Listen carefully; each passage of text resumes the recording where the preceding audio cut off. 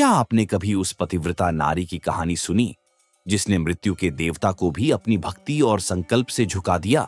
आइए जानते हैं वट सावित्री व्रत की वह प्रेरक और चमत्कारी कथा जो हर विवाहित महिला के हृदय में विश्वास और शक्ति जगाती है।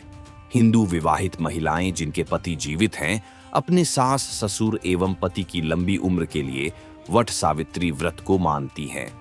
उत्तर भारत जैसे पंजाब, हरियाणा, दिल्ली, उत्तर प्रदेश, मध्य प्रदेश एवं ओडिशा राज्य में वट सावित्री व्रत ज्येष्ठ कृष्ण अमावस्या को मनाया जाता है, जबकि महाराष्ट्र, गुजरात और दक्षिणी भारतीय राज्यों में विवाहित महिलाएं उत्तर भारतीयों की तुलना में 15 दिन बाद अर्थात ज्येष्ठ शुक्ल पूर्णिमा को समान रीति से वट सावित्री व्रत को वट पूर्णिमा के नाम से मानती है। सावित्री व्रत कथा के अनुसार वट वृक्ष के नीचे ही उनके सास ससुर को दिव्य ज्योति, छिना हुआ राज्य तथा वहीं उनके मृत पति के शरीर में प्राण वापस आए थे। पुराणों के अनुसार वट वृक्ष में ब्रह्मा, विष्णु व महेश तीनों का वास है। इसके नीचे बैठकर पूजन, व्रत कथा आदि सुनने से मनोकामना पूरी होती है। भगवान बुद्ध को इसी वृक्ष के नीचे ज्ञान प्राप्त हुआ था, अतः वट वृक्ष को ज्ञान, निर्वाण व दीर्घायु का पूरक माना गया है। सावित्री को भारतीय संस्कृति में आदर्श नारीत्व व सौभाग्य पतिव्रता के लिए ऐतिहासिक चरित्र माना जाता है। सावित्री का अर्थ वेद माता गायत्री और सरस्वती भी होता है।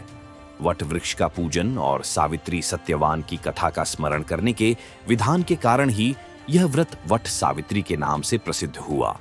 महिलाएं व्रत पूजन कर कथा कर्म के साथ साथ वट वृक्ष के आसपास सूत के धागे परिक्रमा के दौरान लपेटती हैं, जिसे रक्षा कहा जाता है। साथ ही पूजन के बाद अपने पति को रोली और अक्षत लगाकर चरण स्पर्श कर प्रसाद मिष्ठान वितरित करती है। अंततः पतिव्रता सावित्री के अनुरूप ही अपने सास ससुर का उचित पूजन अवश्य करें। सावित्री व्रत ओडिशा का एक महत्वपूर्ण त्योहार है।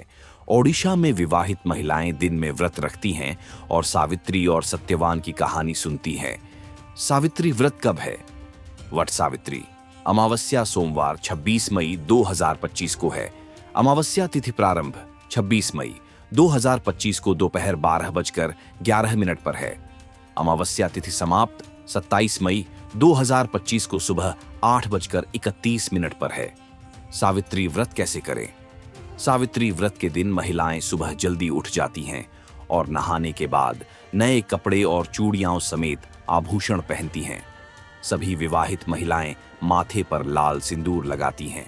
सावित्री को प्रतीकात्मक रूप से पीसने वाले पत्थर द्वारा दर्शाया जाता है, जिसे स्थानीय रूप से सिलपुआ के नाम से जाना जाता है। पीसने वाले पत्थर को अच्छी तरह से साफ करके पूजा की जाती है।